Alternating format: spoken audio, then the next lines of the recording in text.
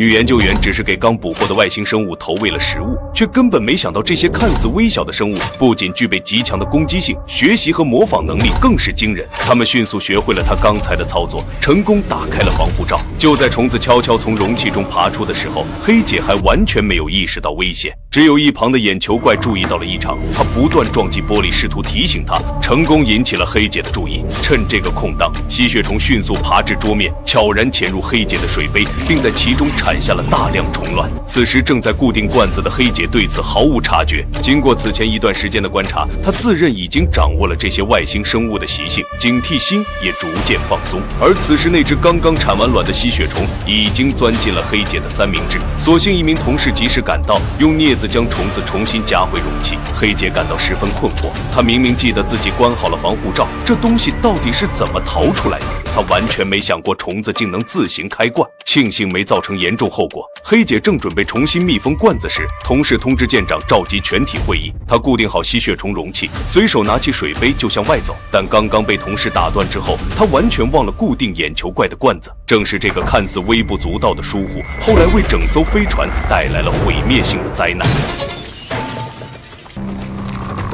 此时，在会议室中，代理舰长正在就当前飞船面临的危机征求大家的意见。原来，他们全部隶属于维兰德汤姆公司，正在执行一项长达65年的外星生物搜寻与研究任务。可在采集完样本，即将返回地球之际，飞船却遭到人为破坏。一名维修工前来检修时，暗处突然窜出一只抱脸虫。舰长上前援救，却没想到逃出来的抱脸虫不止一只。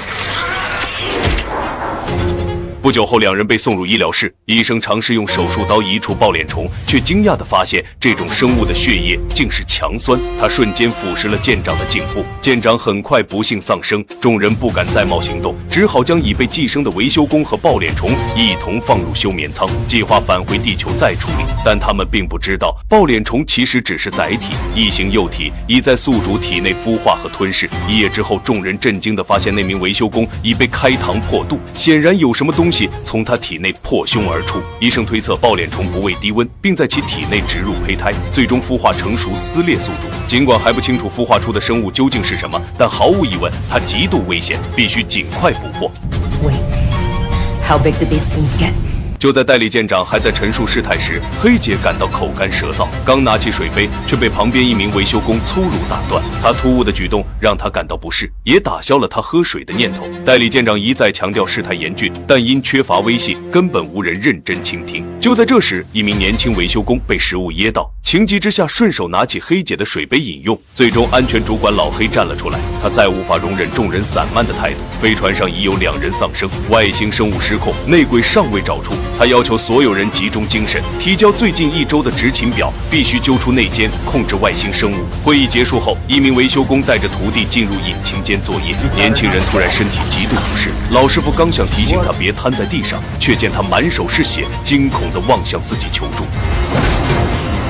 维修工立刻检查了他的状况，随即火速将他送进医疗室。但经初步检查，医生发现青年体内血液正在急速流失，却找不到任何外伤。扫描仪器揭示出令人毛骨悚然的景象，他的消化道内吸附着大量虫子。虽不清楚虫子的来源，但为挽救他的生命，医生决定立即进行开胸手术，人工清除虫体。尽管老黑反对，代理舰长仍下令手术。然而青年体内实际情况比扫描图像更加可怕，吸血虫爬满他的脏器，正疯狂吸血。医生试图用镊子移除它们，不料虫子感知到威胁，突然从腹部喷射出黄色气体，2名医生瞬间中毒，七窍流血倒地身亡。很明显，该气体有剧毒。维修工想冲进去救人，却被老黑坚决阻拦。他们现在唯一能做的就是彻底封锁医疗舱，阻止虫群继续扩散。